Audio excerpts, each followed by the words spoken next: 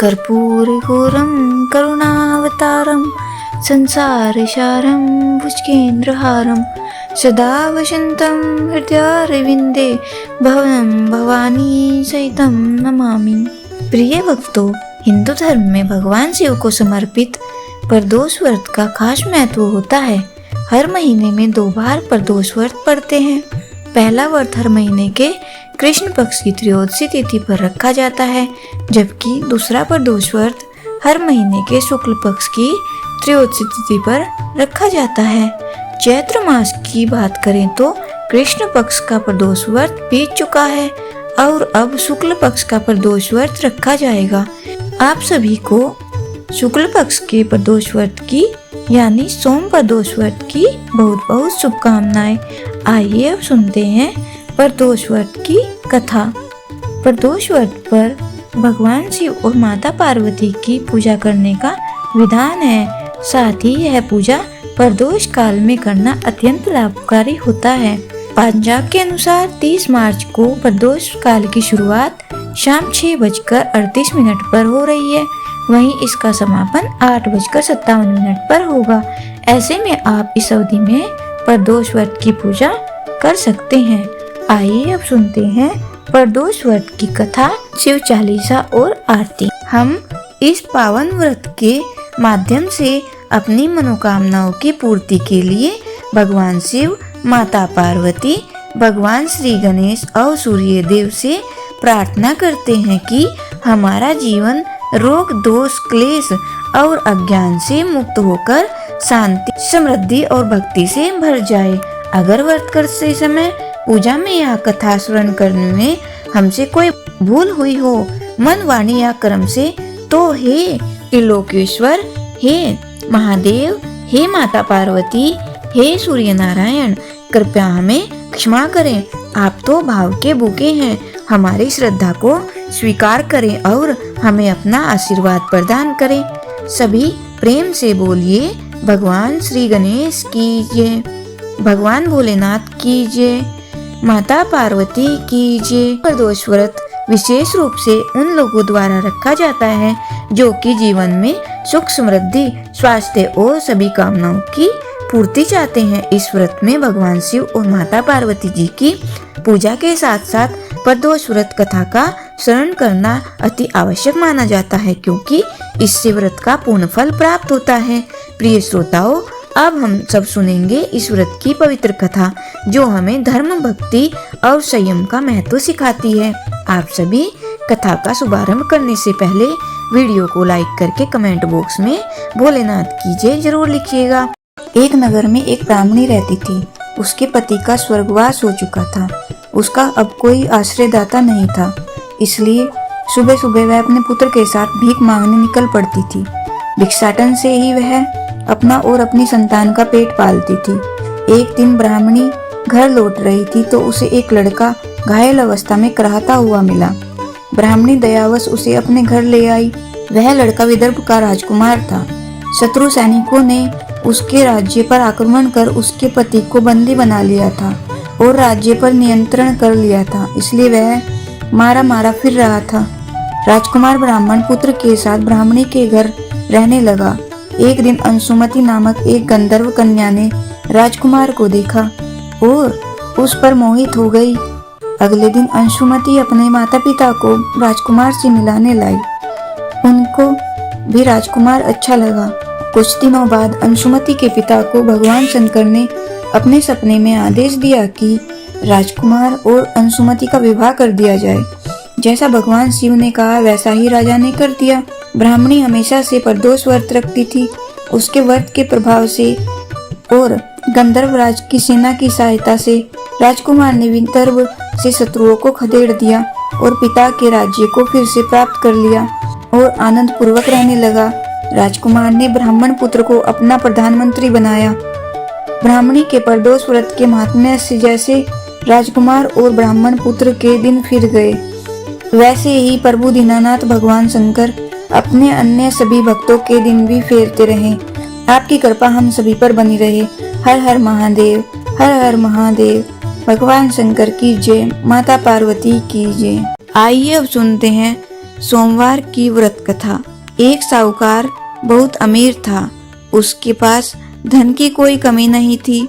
साहूकार के पास सभी सुख और ऐश्वर्य के साधन थे, किंतु उसको एक ही दुख था कि उसके कोई औलाद नहीं थी। दिन रात वह इसी चिंता में लगा रहता था और वह पुत्र पाने के लिए हर सोमवार को भगवान चंद्रदेव व शिव जी की पूजा करता था और व्रत रखता था। साहूकार की भोलेनाथ के प्रति ऐसी भक्ति देखकर एक बार माँ पार्वती जी ने शिव जी से कहा, हे नाथ, ये साहूकार आपका अनन्य भक्त है और सदैव ही आपका व्रत और पूजा भक्ति भाव से किया करता है। आप कृपा करके इसकी मनोकामना को पूरी करें। पार्वती जी के ऐसी वचन सुनकर भोलेनाथ ने माँ गौरी से कहा, हे पार्वती, यह संसार एक कर्म क्षेत्र है। यहाँ जो भी जैसा कार्य करता है उसे वैसा ही फल मिलता है। अर्थात जैसे कार्य मनुष्य करता है वैसे ही परिणाम भोगता है। किंतु माता पार्वती आग्रह पूर्वक बोली, हे महादेव, यह आपका अनन्य भक्त है। यदि इसको कोई भी दुख है तो आपको उसे अवश्य दूर करना चाहिए। यदि आप अपने भक्तों की मनोकामनाएं पूरी नहीं करेंगे तो क्यों कोई मनुष्य आपकी भक्ति सेवा व पूजा करेंगे। पार्वती जी के इस आग्रह को सुनकर शिव जी ने कहा, हे शिवे, इस साहूकार के कोई पुत्र नहीं है, इसी कारण यह दिन रात चिंतित व दुखी रहता है। इसके भाग्य में संतान न होने पर भी मैं इसे पुत्र प्राप्ति के लिए वरदान देता हूँ, किंतु इसका पुत्र केवल 12 वर्ष तक की आयु तक ही जीवित रह सकता है। इसके बाद वह मर जाएगा। इससे अधिक मैं इस साहूकार के लिए कुछ नहीं कर सकता। यह सब बातें साहूकार सुन रहा था। उसे यह सारी बातें सुनकर न कोई खुशी हुई और न ही कोई दुख। वह पूर्ववत शिवजी की पूजा व व्रत करता रहा। कुछ समय पश्चात साहूकार की पत्नी गर्भवती हो गई और 10वें महीने में उसने एक सुंदर पुत्र को जन्म दिया। साहूकार के घर में बहुत खुशियां मनाई गई, किंतु साहूकार अपने पुत्र की 12 वर्ष की उम्र जानकर कोई खुशी प्रकट नहीं करना चाहता था और इस संबंध में किसी को कोई भेद भी नहीं बताना चाहता था। वह बालक धीरे धीरे बड़ा होने लगा। जब वह बालक 11 साल का हो गया तो बालक की माता ने साहूकार से उसके विवाह के लिए कहा, किंतु साहूकार ने कहा कि मैं इसे काशी जी पढ़ने भेजूंगा। साहूकार ने अपने साले को बुलाकर कहा कि तुम इस बालक को काशी पढ़ाने ले जाओ और इसे विधिवत शिक्षा ग्रहण कराओ। साहूकार ने उसको बहुत सा धन देकर कहा कि रास्ते में जहाँ कहीं भी ठहरो वहाँ यज्ञ और ब्राह्मणों को भोजन कराते जाना। इस प्रकार वह दोनों मामा भांजे रास्ते में यज्ञ करते, दान देते और ब्राह्मणों को भोजन कराते जा रहे थे। रास्ते में एक शहर पड़ा। उस शहर में राजा की कन्या का विवाह था। एक अन्य राजा का लड़का बारात लेकर आया था, लेकिन वह एक आंख से काना था। लड़के के पिता को इस बात की चिंता थी कि वर को देखकर कन्या के माता पिता विवाह में किसी प्रकार की अड़चन न डाले। इसी कारण जब उन्होंने साहूकार के अति सुंदर बेटे को देखा तो उसके मन में विचार आया कि क्यों न इस लड़के से विवाह का कार्य पूर्ण करा लिया जाए। यह विचार कर उसने लड़के और उसके मामा से कहा कि यदि आप फेरे व कन्यादान का कार्य पूर्ण करा देंगे तो आपकी बड़ी कृपा होगी और हम आपको बहुत सारा धन देंगे। साहूकार के लड़के और उसके मामा ने इस बात को स्वीकार कर लिया था। विवाह का काम भली भांति से पूर्ण हो गया। जब वह लड़का जाने लगा तो उसने चुपके से राजकुमारी की चुनरी पर लिख दिया कि तेरा विवाह मेरे साथ हुआ है, लेकिन जिसके साथ तुम्हें भेजा जाएगा वह एक आंख से काना है। मैं काशी जी जा रहा हूँ। राजकुमारी ने जब इस प्रकार लिखा पाया तो उसने काने राजकुमार के साथ जाने से इनकार कर दिया और कहा कि यह मेरा पति नहीं है। मेरा विवाह जिसके साथ हुआ है वह काशी जी गया है। राजकुमारी के पिता ने यह सब जब सुना तो उसने अपनी कन्या को विदा करने से इनकार कर दिया। बारात वापस चली गई। उधर साहूकार का लड़का और उसका मामा काशी जी पहुँचे, जहाँ लड़के ने पढ़ना शुरू किया और अपना अतिरिक्त समय मामा भांजा यज्ञ ज्ञानादि में व्यतीत करने लगे। इस प्रकार महीने बीत गए। जब लड़का 12 साल का हुआ तो उस दिन लड़के के मामा ने यज्ञ का आयोजन कर रखा था। अचानक ही लड़के की तबीयत खराब हो गई। लड़के के मामा ने कहा कि अंदर जाकर सो जाओ। लड़का अंदर जाकर सो गया। थोड़ी देर पश्चात लड़का मर गया। जब लड़के के मामा ने देखा कि वह मर गया तो वह बहुत दुखी हुआ। उसने सोचा कि मैं पहले यज्ञ पूरा कर लूं तब कुछ सोचूंगा। लड़के के मामा ने यज्ञ पूरा किया और फिर रोना प्रारंभ कर दिया। वह बहुत जोर जोर से रो रहा था। संयोगवश शिवजी और पार्वती उधर से जा रहे थे। पार्वती जी ने भगवान भोलेनाथ से कहा, हे नाथ, कोई दुखी व्यक्ति रो रहा है, उसके कष्टों को दूर कर दो। जब शिवजी और पार्वती जी वहां पहुंचे तो उन्होंने देखा कि वहां पर एक लड़का मरा हुआ पड़ा है। तब पार्वती ने देखते ही लड़के को पहचान लिया। पार्वती जी ने लड़के के मरने का कारण पूछा तो भोलेनाथ ने बताया, हे गौरी, इस लड़के की आयु इतनी ही थी, ये अपनी आयु पूरी कर चुका है। पार्वती जी ने विनम्रता पूर्वक कहा, महाराज, कृपा करके आप इस लड़के को जीवित कर दीजिए, नहीं तो इसके माता पिता इसके वियोग में तड़प तड़प कर अपनी जान दे देंगे। माता पार्वती की बात सुनकर शिवजी ने लड़के को पुनः जीवित कर दिया। शिवजी की कृपा से उसका लड़का जीवित हो गया। शिव शंकर और पार्वती जी शिव धाम चले गए। शिक्षा पूरी होने पर लड़का और उसका मामा पहले की तरह यज्ञ करते, ब्राह्मणों को भोजन तथा दक्षिणा देते हुए अपने घर की ओर चल दिए। रास्ते में दोनों उसी शहर में आए जहां पर उस लड़के की शादी हुई थी। वहां पहुंचकर दोनों ने यज्ञ करना शुरू कर दिया। जब वे दोनों यज्ञ कर रहे थे तो उस लड़के के ससुर यानी वहां के राजा ने, जो उधर से घोड़े पर बैठकर अपने सेवकों के साथ जा रहा था, उसने लड़के को पहचान लिया। राजा ने महल में ले जाकर दोनों की खूब सेवा की। कुछ समय राजा के महल में रहने के बाद लड़के ने राजा से जाने की आज्ञा मांगी। राजा ने अपनी लड़की को लड़के के साथ विदा किया और साथ में बहुत सा धन और दास दासियों को भी भेजा।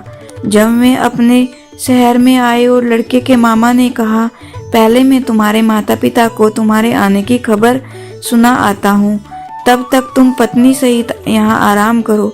ऐसा कहकर लड़के का मामा साहूकार को अपने पुत्र के आने की खबर देने चला गया। घर आकर उसने देखा कि उसके बहन और बहनोई छत पर बैठे हुए हैं और उन्होंने यह प्रण कर रखा है कि यदि उनका बेटा जीवित लौट आया तो वह छत से नीचे उतर आएंगे, नहीं तो छत से कूदकर अपने प्राण त्याग देंगे। लड़के के मामा ने जब यह समाचार उन्हें सुनाया कि उनका लड़का जीवित लौट आया है तो उन्हें विश्वास नहीं हुआ। तब लड़के के मामा ने शपथ खाकर कहा कि आपका लड़का अपनी स्त्री और बहुत से धन और दासियों सहित घर आया है। तब साहूकार और उसकी पत्नी छत से नीचे उतर आए तथा प्रसन्नता के साथ अपने बेटे और बहू का स्वागत किया। सभी प्रसन्नता के साथ रहने लगे। इस प्रकार भक्ति भाव से जो भी प्राणी सोमवार के व्रत का पालन करता है तथा प्रेम पूर्वक इस कथा को सुनता है या पढ़ता है तो उसके सभी कष्ट दूर होते हैं, सारी मनोकामनाएं पूर्ण होती हैं और इस लोक में सभी सुख सुविधाओं को भोगकर अंत में उसे शिवलोक की प्राप्ति होती है। इस प्रकार सोमवार के व्रत को 16 सोमवार तक करना चाहिए और फिर उद्यापन करना चाहिए। इस व्रत के प्रभाव से मानवों को सभी प्रकार के सुखों की प्राप्ति होती है। बोलिए शंकर भगवान की जय, पार्वती माता की जय। हर हर महादेव। आइए अब सुनते हैं शिव चालीसा। जय गणेश गिरिजा सुवन मंगल मूल सुजान, कहत अयोध्या दास तुम देहु अवय वरदान। जय गिरिजापति दीन दयाला, सदा करत संतन प्रतिपाला। भाल चंद्रमा सोवत नीके, कानन कुंडल नाग फनीके। अंग गोर सिर गंग बहाए, मुंड माल तन चार लगाए। वस्त्र खाल बागंबर सोहे, छवि को देखी नाग मन मोहे। मैना मातु की होवे दुलारी, बाम अंग सोहत छवि न्यारी। कर त्रिशूल सोहत छवि भारी, करत सदा शत्रुन सहकारी। नंदी गणेश सोहे तय कैसे, सागर मध्य कमल है जैसे। कार्तिक श्याम और गणराऊ, या छवि को कही जात न काऊ। देवन जभी जाए पुकारा, तभी दुख प्रभु आप निवारा। किया उपद्रव तारक भारी, देवन सब मिली तुम्हें जुहारी। तुरत सड़ानन आप पटायो, लवनी में सुमह मारी गिरायो। आप जलंधर असुर संगारा, सुयस तुम्हार विदित संगारा। त्रिपुरा सुर सन युद्ध मचाई, सब ही कृपा कर लीन बचाई। किया तपी भगीरथ भारी, पुरव प्रतिज्ञा तासु पुरारी। दानिन मह तुम सम को नाही, सेवक स्तुति करत सदाही। वेद नाम महिमा तव गाई, अकत अनादि भेद नहीं पाई। प्रकटि उद्धि मंथन में ज्वाला, जरत सुरासुर भे विहाला। किन्हीं दया तह करी सहाई, नीलकंठ तब नाम कहाई। पूजन रामचंद्र जब कीना, जीत के लंक विभीषण दीना। सहस कमल में हो रहे धारी, किन्ह परीक्षा तभी पुरारी। एक कमल प्रभु राखे जोही, कमल नयन पूजन चह सोही। कठिन भक्ति देखी प्रभु शंकर, भय प्रसन्न दिए चितवर। जय जय जय अनंत अविनाशी, करत कृपा सबके घटवासी। दुष्ट सकल नित मोहि सतावे, भरमत रहो मोहि चैन न आवे। त्राई त्राई मैं नाथ पुकारो, यही अवसर मोहि आन उबारो। ले त्रिशूल शत्रुन को मारो, संकट से मोहि आन उबारो। मात पिता भ्राता सब होई, संकट में पूछत नहीं कोई। स्वामी एक है आस तुम्हारी, आए हरहु मम संकट भारी। धन निर्धन को देत सदाही, जो कोई जांचे सो फल पाही। स्तुति के ही विधि करे तुम्हारी, क्षमहु नाथ अब चूक हमारी। शंकर हो संकट के नाशन, मंगल कारण विघ्न विनाशन। योगी अति मुनि ध्यान लगावे, शारद नारद शीश नवावे। नमो नमो जय नमः शिवाय, सुर ब्रह्मादिक पार न पाए। जो यह पाठ करे मन लाई, तापर होत न शंभु सहाय। ऋणिया जो कोई हो अधिकारी, पाठ करे सो पावन हारी। पुत्रहीन कर इच्छा जो ही, निश्चय शिव प्रसाद ते ही होई। पंडित त्रयोदशी को लावे, ध्यान पूर्वक होम करावे। त्रयोदशी व्रत करे हमेशा, ताके तन नहीं रहे कलेसा। धूप दीप नैवेद्य चढ़ावे, शंकर सम्मुख पाठ सुनावे। जन्म जन्म के पाप नसावे, कहे अयोध्या दास आस तुम्हारी। जानी सकल दुख हरऊ हमारी, नित नेम कर प्रातः ही। पाठ करो चालीसा, तुम मेरी मनोकामना पूर्ण करो जगदीश। मगसर छठी हेमंत ऋतु, संवत 64 जान। स्तुति चालीसा शिव ही, पूरन कीन कल्याण। ओम जय शिव ओमकारा, स्वामी जय शिव ओमकारा। ब्रह्मा विष्णु सदा शिव, अर्धानी धारा। जय शिव ओमकारा, एकानन चतुरानन। पंचानन राजे, हंसानन गरुड़ासन। वृषवाहन साजे। जय शिव ओमकारा, दो भुज चार चतुर्भुज। 10 भुज अति सोहे, त्रिगुण रूप निरखता। त्रिभुवन जन मोहि। जय शिव ओमकारा, अक्षमाला वनमाला गुंडमाला धारी। चंदन मृग मद सोहे, भाले शशिधारी। जय शिव ओमकारा, श्वेतांबर पीतांबर। वाघांबर अंगे, चनकादिक गरुणादिक। भूतादिक संगे। जय शिव ओमकारा, कर के मध्य कमंडलो। चक्र त्रिशूल धरता, जग करता जग भरता। जग संहार करता। जय शिव ओमकारा, ब्रह्मा विष्णु सदा शिव। जानत अविवेका, प्रणवाक्षर के मध्य ये तीनों एका। ओम जय शिव ओमकारा, काशी में विश्वनाथ विराजत। नंदी ब्रह्मचारी, नित उठी भोग लगावत। महिमा अति भारी। ओम जय शिव ओमकारा, त्रिगुण शिव जी की आरती। जो कोई नर गावे, कहत शिवानंद स्वामी। मनवांछित फल पावे। ओम जय शिव ओमकारा, बोलिए भगवान भोलेनाथ की जय, माता पार्वती की जय। हर हर महादेव।